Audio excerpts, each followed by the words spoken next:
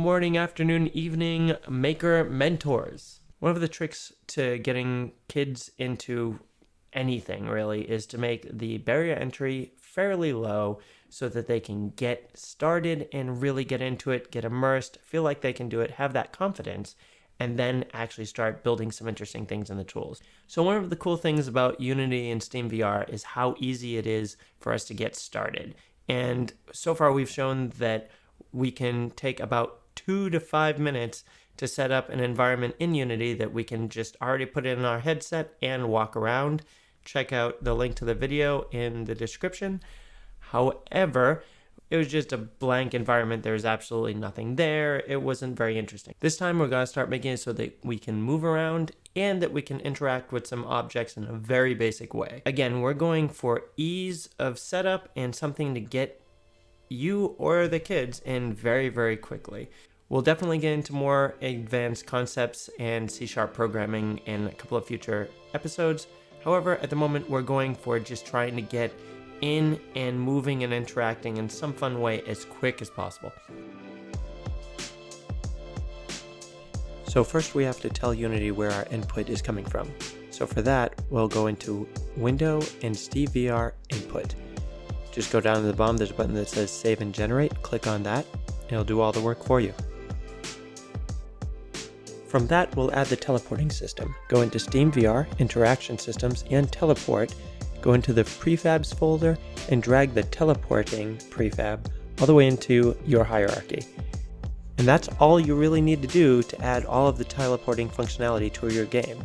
You can see I can press the joystick and then it gives me my little teleporting arrow. However, currently I have nowhere to teleport to. So, in order to get somewhere to teleport to, we have to make some form of platform. So, we'll go to Game Object, 3D Object, and create a cube. This cube will be the basis for our floor. All we have to do is resize it to make it a little bit bigger.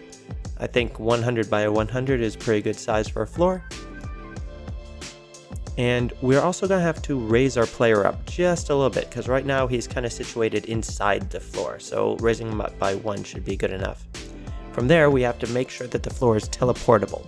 So we'll add a component, and we're going to type in teleport and then select teleport area. That will make that entire cube that we just put down for our floor into a teleporting area. Go ahead and test. And it works. The entire floor that we have made is teleportable. There is one problem though. If you notice, I can't tell where the teleporting starts and ends. There's nothing obvious that tells me I'm standing on a floor right now. So, in order to fix that, we're going to go in and make a copy of our cube. And then we'll paste it. And all we have to do is deselect the teleporting area and then give it a color. This will make it so that we have a cube that is serving as our teleporting area for Steam to know where we want to teleport to. And we'll also have a cube that shows us where we can actually teleport to. So we'll create a new material. I like to call it matte in the beginning. We'll change its color.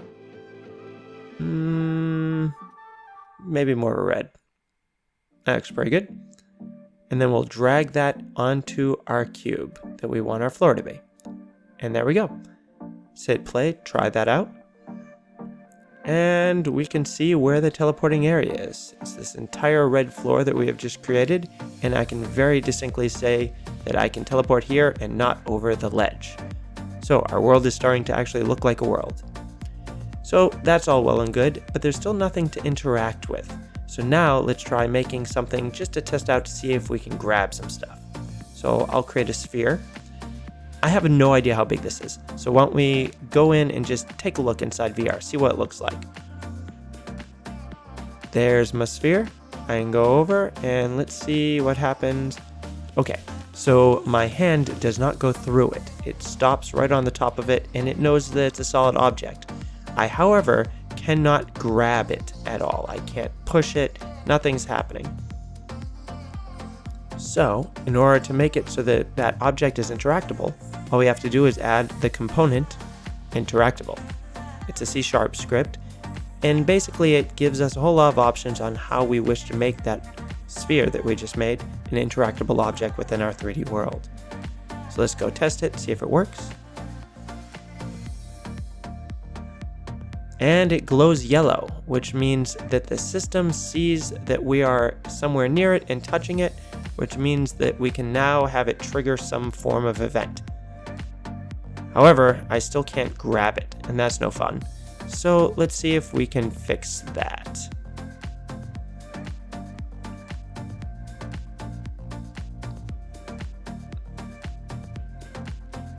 So let's add another component, and this time we're just going to call it throwable. So this is a pre-made C# script that makes any object within your world throwable. So let's give it a shot.